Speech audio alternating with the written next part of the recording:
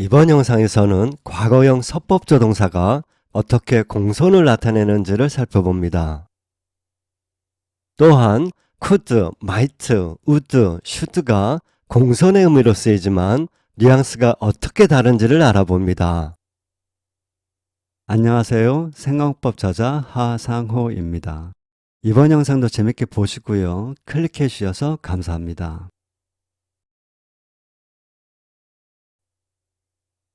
지난 영상에서 말씀드렸듯이 과거는 거리감이 있고 그만큼 멀게 느껴집니다. 이를 서법에 적용하면 인식적 심리적 거리감이 몸, 즉 불확실을 의미하게 된다고 했습니다. 과거형이 시간의 문제로 과거 시제만 나타내는 것이 아니라 인식 심리의 문제로 불확실함도 나타낸다고 했습니다. 이뿐이 아닙니다.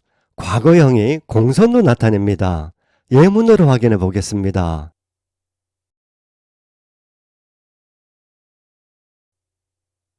전화를 쓸 수 있을까요? 혹시 전화를 좀 쓸 수 있을까요? 이 두 예문은 전화를 쓸 수 있는지 전화 사용 가능성을 묻고 있습니다. 요청하는 말입니다. 비교해 보면 1번은 단지 전화 사용에 대한 가능성을 물을 뿐입니다. 일반적인 요청입니다. 하지만 2번은 전화 사용에 대한 가능성을 묻되 불확실하게 묻고 있습니다. 2번은 전화를 쓰지 못할 수도 있겠지만 이러한 전제하에 화자는 거절을 받아들일 마음의 준비를 얼마쯤 한 상태입니다. 상대방에게 거절의 여지를 남겨주고 부담을 덜어줍니다. 그만큼 상대방을 높이고 나를 낮추고 있습니다. 이렇듯 불확실하게 요청하면 공손한 요청이 됩니다. 영어로 말해보면 Can I use the phone? Can I use the phone? Could I use the phone? Could I use the phone? 1번 일반적인 요청으로 전화를 쓸 수 있는지 전화 사용에 대한 가능성을 묻고 있습니다. 2번 불확실한 가능성을 나타내는 could로 전화 사용을 공손히 요청하고 있습니다. 이때 could는 공손을 의미합니다. 예문을 하나 더 보겠습니다. Could you drive me home? Could you drive me home? 위와 같이 could를 쓰면 집까지 저를 태워다 줄 수 있으세요? could로 묻는다. 불확실한 가능성으로 묻는다. 불확실하게 요청한다. 공손히 요청한다가 됩니다. can을 쓰면 집까지 나를 태워줄 수 있나요? 단지 가능성을 묻는 선에서의 일반적인 요청이 됩니다. 남은 나와 거리가 있는 사람이고 상황에 따라 거리를 두어야 하는 사람입니다. 거리를 두고 대해야 하는데 가깝게 허물없이 대하거나 스스럼 없이 말을 넣으면 대체 사람을 뭘로 보는 거야? 이 사람 어떻게 된 거 아니야? 이런 말을 듣기 십상입니다. 신뢰를 넘어 무례입니다. 거리를 둔다는 말은 사람을 멀리한다는 뜻이 아니라 예의를 갖추고 격식까지 차린다는 뜻입니다. 과거형으로 불확실하게 말함으로써 거리를 둡니다. 거리를 둠으로써 공손한 표현이 됩니다. 불확실의 과거형과 공손의 관계를 이런 측면에서도 이해할 수 있습니다. 참고하시고요. 여러분, might, would, should도 공손을 나타냅니다. 문제는 뉘앙스가 다르다는 것입니다. Might I use your phone? Might I use your phone? 공손의 might는 허락을 구할 때 씁니다. 위 예문은 공손이 허락을 구하는 말입니다. 그런데 might를 추측의 의미로는 많이 쓰지만 허락의 의미로는 잘 쓰지 않습니다. 이유는 might가 가망성이 너무 낮아 조심스러움을 넘어 주저하는 듯한 느낌이 들기 때문입니다. May I use your phone? May I use your phone? 추측의 may, 추측이 본디 불확실한 말이기 때문에 may가 이미 불확실하기 때문에 과거형 might를 쓰지 않더라도 may가 충분히 공손을 나타냅니다. 위와 같이 공손히 허락을 구할 때는 대개 may를 씁니다. 허락의 may는 위 영상에 자세히 설명되어 있습니다.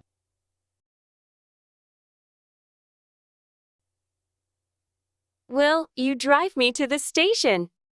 Will you drive me to the station? 위 예문의 will은 의지의 will입니다.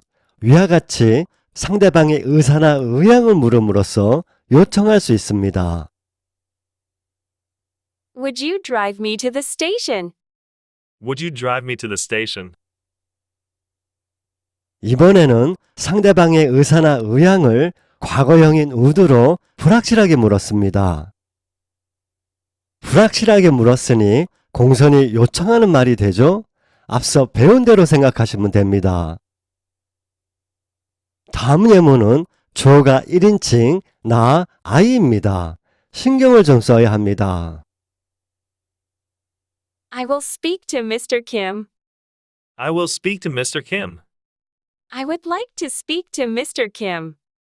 I would like to speak to Mr. Kim. 1번은 의지의 will이 쓰였고 김 선생님과 통화하겠다는 화자의 의지를 나타냅니다.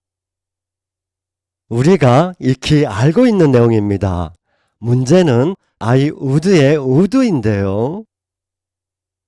will이 과거형인 would로 바뀌면 화자의 의지가 화자의 바람이 됩니다.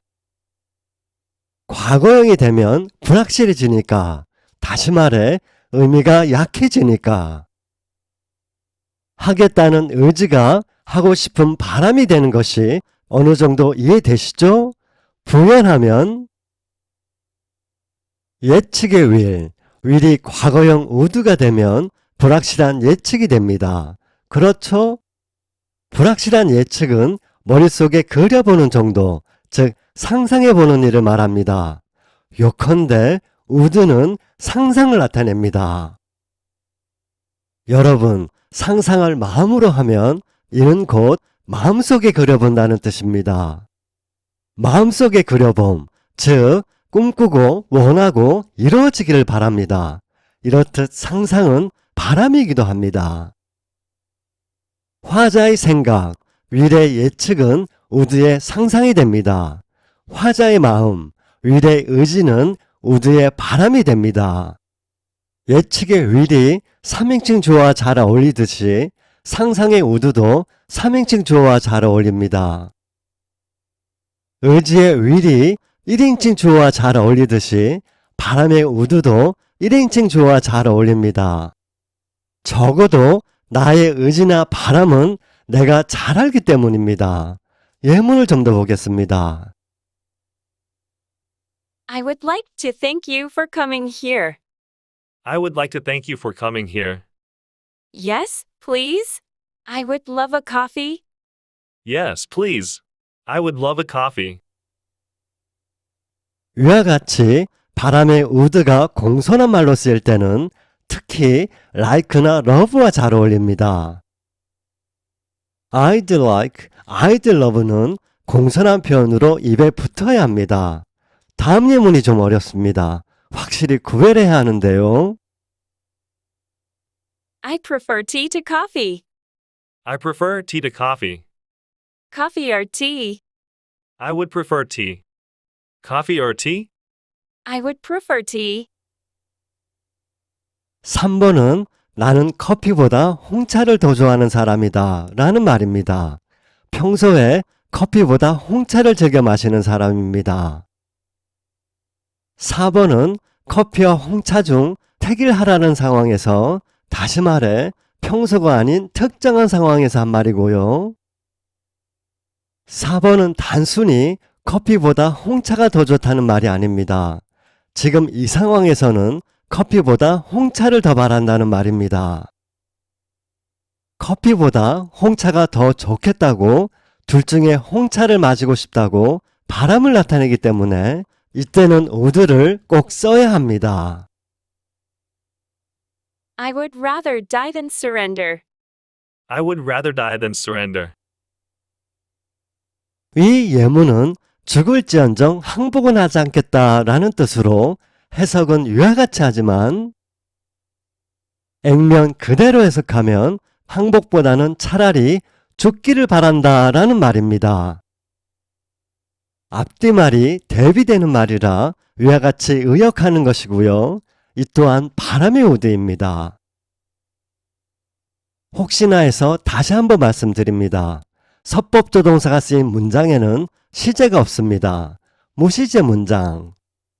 과거형 서법조동사는 과거 시제와 아무 상관없습니다. 과거 시제를 떠올리면 안 됩니다. 서법조동사로 쓰인 과거형 조동사 could, might, would, should는 시간과 상관없는 가능, 능력, 추측, 허락, 상상, 바람, 권고, 예측 등 저마다 고유한 서법적 의미를 지닙니다. 끝으로 should를 살펴보겠습니다. should는 could, might, would와 성격이 다릅니다. can, may, will이 could, might, would가 되면 불확실해졌죠? 그런데 shall이 should가 되면 불확실해지지 않습니다. 다만 완곡해집니다. shall과 비교해 보겠습니다. Shall I carry your bag? Shall I carry your bag? Should I carry your bag? Should I carry your bag? 5번 shall은 어감이 매우 강합니다. 결의의 shall입니다. 화자의 심적 태도가 굳게 마음먹음인데요. shall I는 굳게 마음먹고 있으니 말씀만 하십시오. 분부만 내리십시오. 따르겠습니다. 이런 말입니다. 호텔 직원이 고객에게 한 말로 이해하시면 됩니다. 상대방을 굉장히 높여서 하는 말입니다. 굉장한 높임말이라 5번은 듣는 사람에 따라 부담스럽게 심지어 거북하게 들릴 수도 있습니다. 해서 6번으로 should로 말하는 것입니다. 완곡해지고 보다 부드럽게 들리게 됩니다. 과거형 서법 조동사에 대한 인식을 이제는 완전히 새롭게 하셨죠? 과거형 서법 조동사가 공손을 나타내는 것을 왜 그런지 이유를 모르고 암기하면 공손한 표현인 could나 would를 무감각하게 머리로 말하게 됩니다. 하지만 왜 그런지 이유를 알고 이해하면 공손을 감정을 담아 마음으로 말하게 됩니다. 공손을 마음으로 말하기. 이것이 우리가 서법을 배우는 이유입니다. 과거형 서법조동사의 핵심 개념, 불확실과 공손을 알았습니다. 그럼 구체적으로 살펴보겠습니다. It will take about 1 hour to get there. It will take about 1 hour to get there. It would take about 1 hour to get there.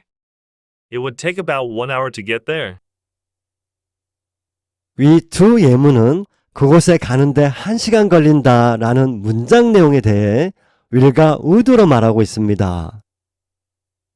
will과 would의 차이가 이제는 보자마자 직감적으로 한눈에 확 들어와야 합니다. 과거형 서법조동사 기필코 이번에 끝내야겠습니다. 다음 영상도 기대해 주시고요. 시청해 주셔서 감사합니다.